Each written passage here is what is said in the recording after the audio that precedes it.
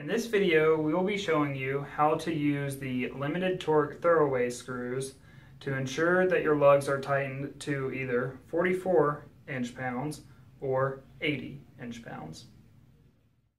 As you can see, the throwaway screw has an Allen wrench connection there and then a port for an Allen wrench here. So you'll place it into the screw for the lug and then use an Allen wrench to tighten it until the green cover over it cracks, which indicates that it is tightened to the necessary torque, and then you'll remove it and throw it away.